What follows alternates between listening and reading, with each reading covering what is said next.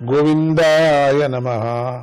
ఏన యావాన్ యథా ధర్మః అధర్మో వేహ సమేహితః సయేవ తత్ఫలం భుంక్తే తథా తావదముత్రవై. మానవుడు ఈ లోకంలో ఏ విధంగా ఎంత ధర్మాన్ని చేస్తాడో ఎంత అధర్మాన్ని చేస్తాడో అదేవిధంగా ఆ కర్మల ఫలాన్ని అదే ప్రమాణంలో పరలోకంలో తప్పకుండా అనుభవించి తీరుతాడు. ఇది బాగా అర్థం చేసుకోండి.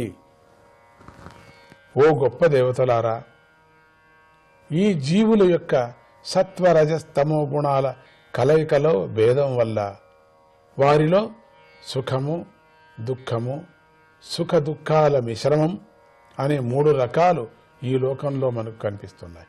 ధర్మము అధర్మము ధర్మాధర్మాల మిశ్రమము కనిపిస్తుంది. అదేవిధంగా పరలోకంలో కూడా ప్రాణులు అనుభవించే కర్మఫలాలు కూడా ఈ 3 విధాలుగానే ఉంటాయని గ్రహించవచ్చు. వర్తమానాన్ని బట్టి మనం భూత భవిష్యత్తులను ఊహించవచ్చు. అదేవిధంగా ప్రస్తుత జన్మలోని పుణ్య పాపాలను బట్టి గడిచిపోయినటువంటి మరియు రాబోయే జన్మలలోని పుణ్య పాపాలను కూడా అంచనా వేయవచ్చు. మా ప్రభువైన యమధర్మరాజు పుట్టక లేనివాడు, చైతన్య స్వరూపుడు. ఆయన సకల ప్రాణుల హృదయంలో ఉండి తన మనస్సుతో ఆయా ప్రాణుల గత చరిత్రలను ధర్మాధర్మాల స్వరూపాలను చూస్తూ ఉంటాడు. వారికి రాబోయే జన్మలను కూడా తెలుసుకుంటారు. అజ్ఞాని అయిన జీవుడు తమోగుణం ప్రధానంగా గలవాడే కంటికి కనిపించే దేహాన్నే తాను అని భావిస్తూ ఆరాధిస్తూ ఉంటాడు. పూర్వజన్మ యొక్క స్మృతి నశించిన ఆ జీవుడు తన పూర్వజన్మలోని లేదా తనకు రాబోయే జన్మలలోని ధర్మాధర్మాలను తెలుసుకోలేడు.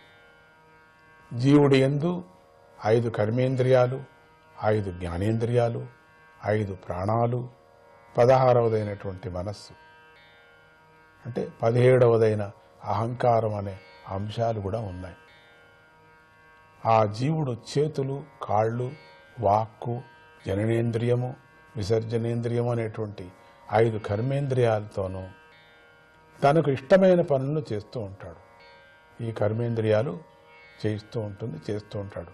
చెవి, చర్మము, కన్ను, నాలుక, ముక్కు అనే 5 జ్ఞానేంద్రియాలతోనూ జీవుడు శబ్ద, స్పర్శ, రసం, రూపం మరియు గంధాలను తెలుసుకుంటూ ఉంటాడు. అటువంటి జీవుడు కర్మేంద్రియాలతోనూ జ్ఞానేంద్రియాలతోనూ మనస్సుతోనూ సంస్పర్శ కలిగి వాటి విషయాలను తాను స్వయంగా అనుభవిస్తూ ఉంటాడు.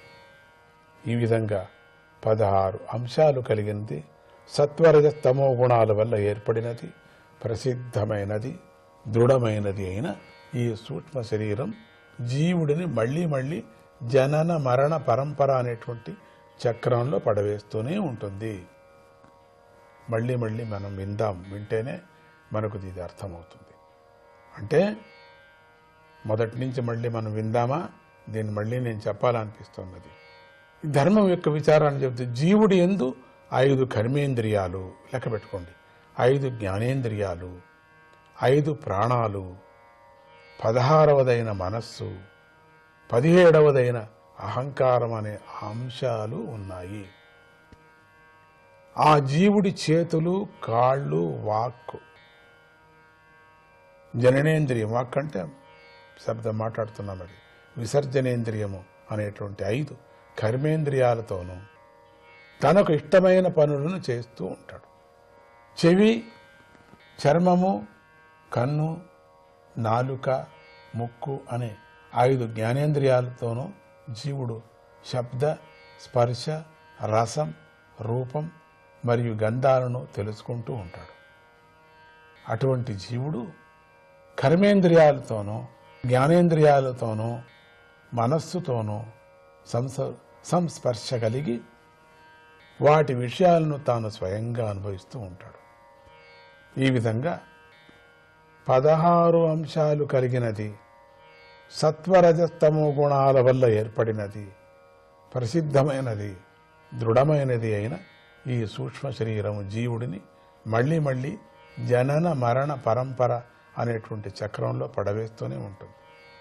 ఈ వాగ్వాదమంతా అజామినుడి యొక్క మరణశయంలో ఉన్నప్పుడు, సగం యమపాశం తగిలినప్పుడు విష్ణుదూతలు యమ కింకరులకి అడిగినటువంటి ప్రశ్నకు యమధర్ములు అయిన కింకరులు, యమధర్మరాజు అయిన కింకరులు చెప్పేటువంటి మాటలు ఇవన్నీ వాడి పుణ్యం చూడండి ఇక్కడ జరుగుతున్నది.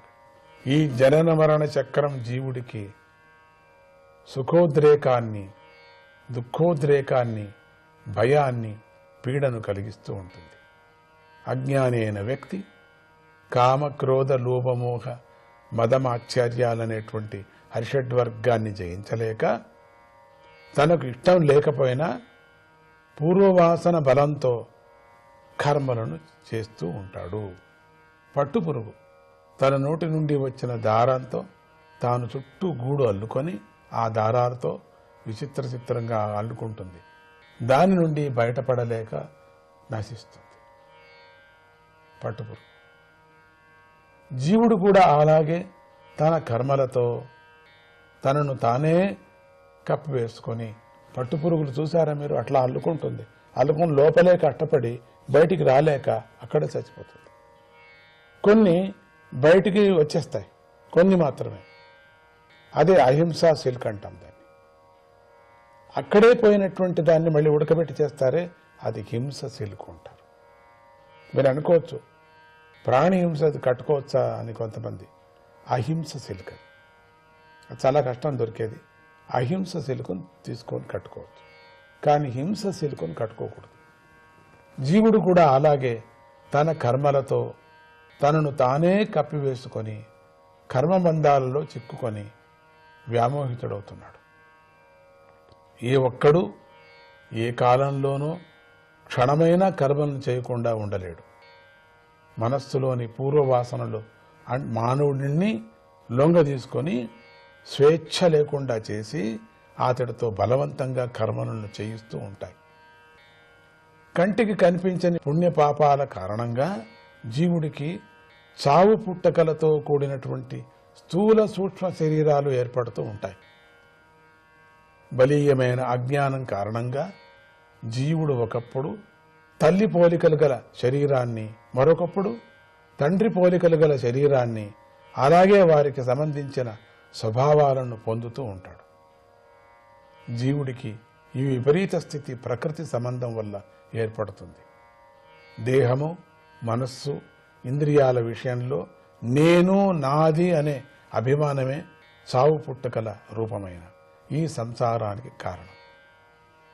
ఈ విపరీత స్థితి సంసారం వెంటనే తొలగిపోవాలంటే ప్రేమతో ఈశ్వరుణ్ణి సేవించటం ఒక్కటే మార్గం.